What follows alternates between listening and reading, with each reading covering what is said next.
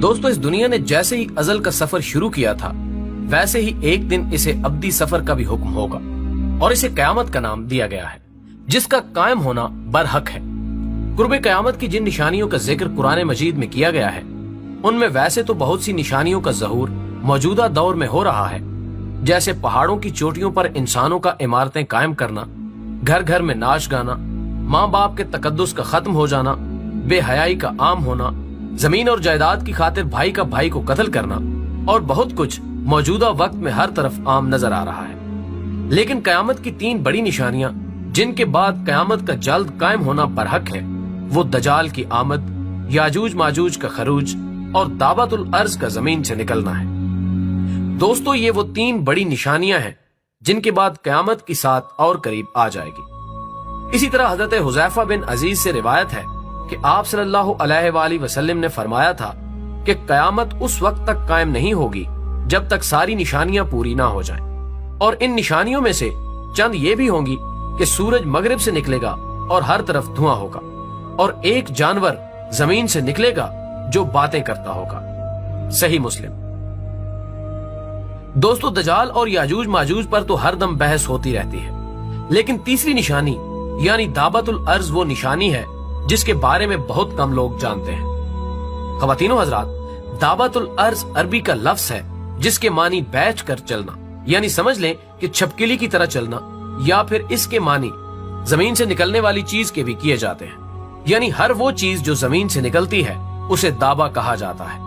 अगर पूरा लफ्ज देखा जाए तो इसका मतलब बनता है कि जमीन से निकला हुआ जानवर, यानी दाबतुल अर्ज वो जानवर होगा जो जमीन से निकलेगा।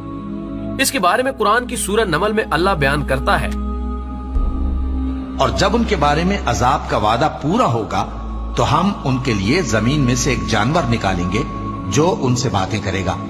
ये हम इसलिए करेंगे कि लोग हमारी आयतों पर ईमान नहीं लाते थे। इस आयत से ये तो वाज़ेह है कि इस जानवर का निकलना बरहक है और ये कयामत के करीब जमीन से निकलेगा। ये जानवर कैसा होगा और क्या करेगा, इस पर भी बात करते हैं।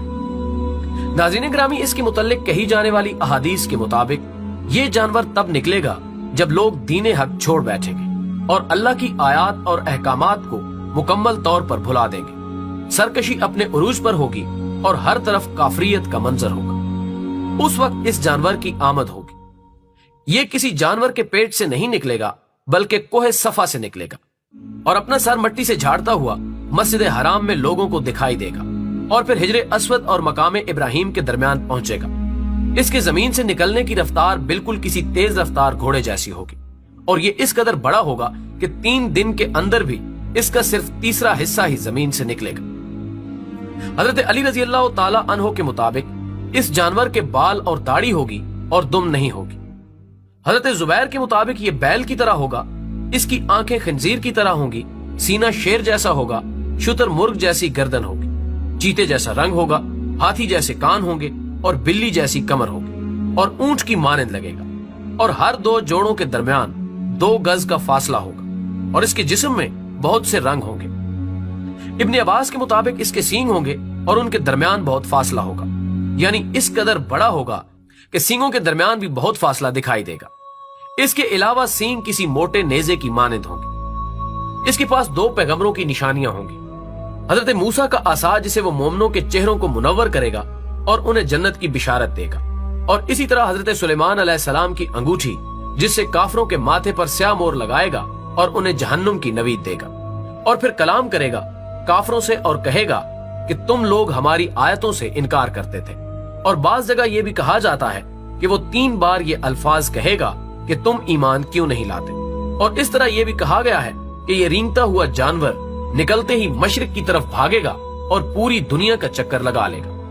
पहले शाम पहुंचेगा, वहां एक जोरदार चीख बुलंद करेगा, वहां सीमैन और फिर मक्का पहुंचेगा। इसके निकलते ही तौबा के दरवाजे हमेशा के लिए बंद हो जाएंगे और फिर काफिर मोमिन से और मोमिन काफिर से कहेगा कि तूने मेरा हक अदा नहीं किया। हर जुबान पर इसका चर्चा होगा और हर तरफ हलचल मच जाएगी। लोग इधर उधर भागेंगे, लेकिन इस जानवर से कोई नहीं बच सकेगा। दोस्तों, बाज मुर्रिखीन के मुताबिक मौजूदा दौर में जिनियाती तौर पर बनाए गए जानवर भी इस जानवर का रूप हो सकते हैं।